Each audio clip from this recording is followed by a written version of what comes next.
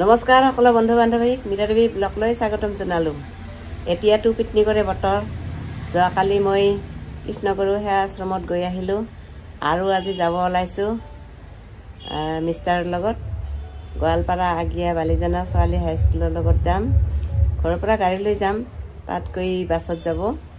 সকলোৱে লগ হাতে অলপমান দেৰি হ'ব, সেইকাৰণে অলপমান দেৰি কৰি যাব। এতিয়া গৈ থাকোঁ।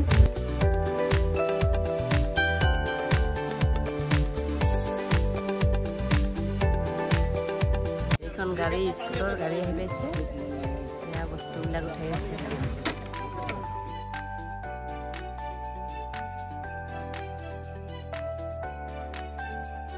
তোমালোকে যাবৰ কাৰণে ৰেডি হৈছা?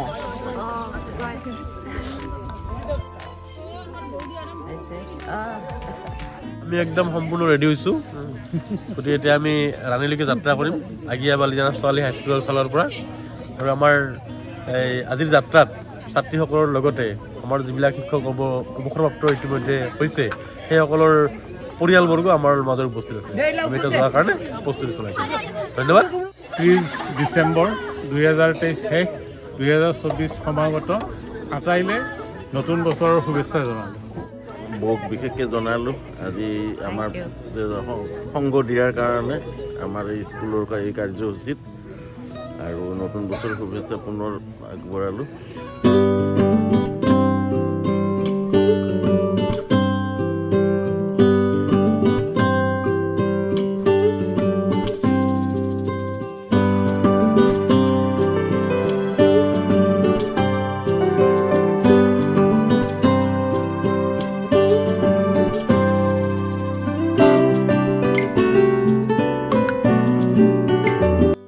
পালোঁ আমি ৰাণী কপিলী পিকনিক প্লেচ। এতিয়া গাড়ীৰ পৰা নামিলোঁ।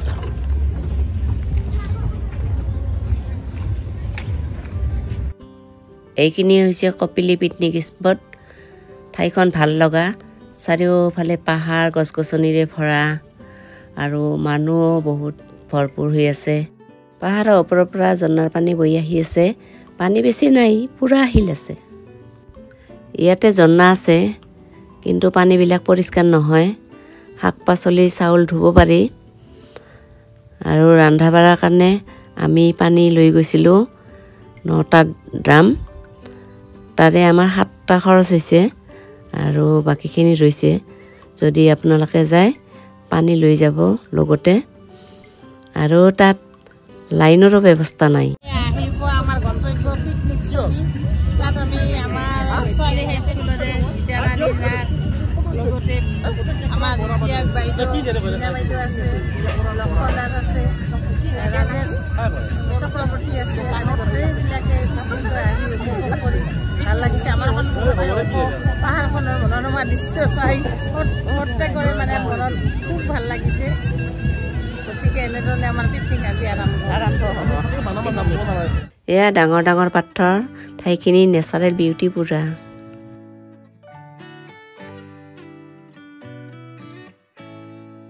ইয়াতে আহি ডাঙৰত কৰি বাচ্ছাবিলাকে বেছি এনজয় কৰি আছে। কিছুমানে ইফালৰ পৰা সিফালে গৈ আছে পাথৰৰ ওপৰে ওপৰে, আৰু কিছুমানে চেলফি উঠি আছে। আৰু চাওকচোন কেইটামানে আৰু পূৰা গা ধুই আছে।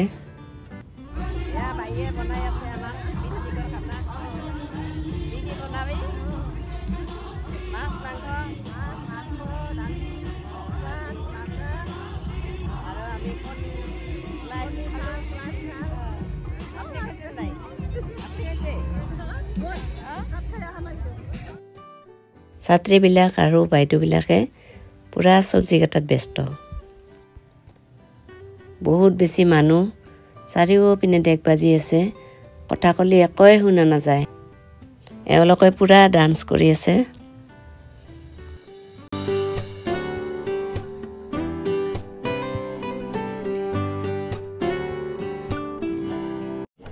পাহাৰৰ ওপৰত উঠি আছোঁ, ওপৰলৈকে যাব লাগে।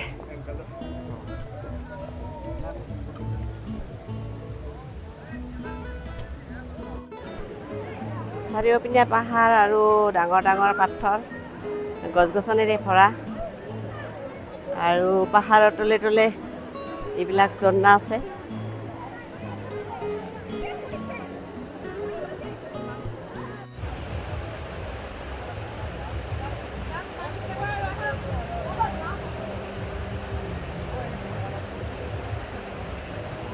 ঝৰ্ণাটো ওপৰৰ পৰা বৈ আহি আছে।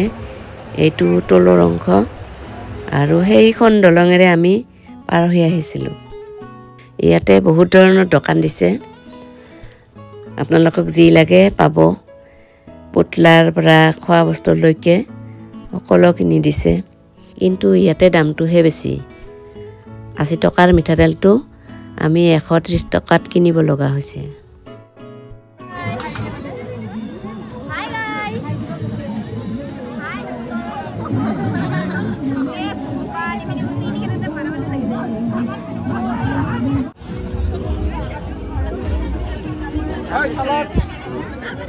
আছে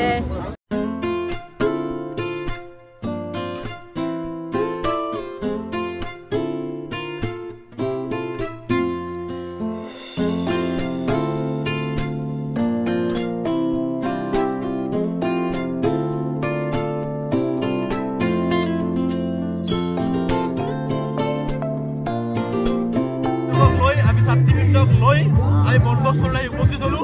ইতিমধ্যে বহুতে ঘূৰিলো, খুব ভাল লাগিল। তাৰ লগতে আমাৰ ৰান্ধনত যিকেইজনে সহায় কৰিছে, মিণ্টু আমাৰ বৌ, খুব ধুনীয়াকৈ তেওঁলোকে ৰন্ধা বঢ়া কৰিছে। এতিয়া ছাত্ৰীসকলে আমাৰ মানে খাই আছে। ইয়াৰ পিছত আমি খাম আৰু খোৱাৰ পিছত ইয়াত আমি গম পাইছোঁ বোলে হাতী ওলায়। হাতী ওলোৱাৰ কাৰণে আমি খুব সোনকালে ইয়াৰ পৰা যাব লাগিব। এতিয়া পলম হৈছে, সেইকাৰণে আমি কিছু বেমেজাৰিত পৰিছোঁ। আমাৰ গোৱালপাৰাৰ আটাইতকৈ মীৰা দেৱী ব্লগ মানে আমি সদায় পাই থকা ওচৰ চুবুৰীয়া সদায় পপুলাৰ ইউটিউবাৰ। গতিকে আমি আশা কৰোঁ যিসকল দৰ্শকে চেনেলটো চাই আছে তেওঁ ছাবস্ক্ৰাইব কৰি উৎসাহ কৰিব বুলি আমি একদম সকলোৰ পৰা প্ৰেৰণা পাওক বুলি আমি আবেদন জনাইছোঁ। ধন্যবাদ। এতিয়া বনভোজস্থলীৰ পৰা উভতিবলৈ মানে আৰম্ভ কৰিছোঁ। এজন এজনকৈ আমাৰ ছোৱালী হাইস্কুলৰ ছাত্ৰীসকল গ'ল। এইবাৰ মই আৰু মীৰা দুয়োজনে এনেকৈ ভিডিঅ' ৰেকৰ্ডিং কৰি মানে বিদায় সম্ভাষণ আটাইকে জনাই যাবলৈ ওলাইছোঁ। সিহঁতে ঠেলাত বস্তুবিলাক উঠাই দি আছে। ইয়াৰ পৰা বাছলৈকে যাবলৈ হ'লে বস্তুবিলাক আমি ঠেলাৰে অনা নিয়া কৰিছোঁ। আমি বহুত তৃপ্তিৰে খালোঁ বনভোজ। আহিব আপোনালোকে সকলোৱে। ইয়াতে এই ৰাণী কপিলি বুলি কয়, ইয়াতে আহিব আপোনালোকে, ভাল লাগিব। বহুত পাহাৰৰ চিনাৰীটোৱে খুব মৰম লগা। পাহাৰৰ চিনাৰী, ঔষধীয় পাহাৰ। ইপিনে বাছ অনা নাযায়,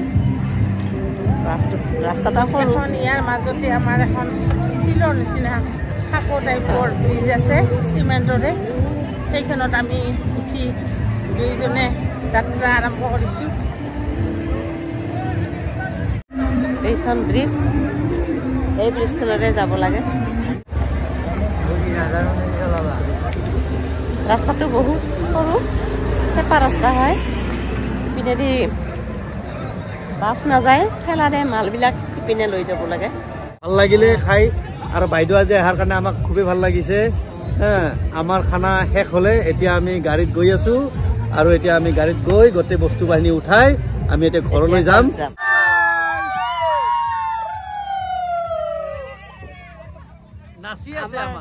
আমাৰ বনভোজ খোৱা শেষ হ'ল আজি।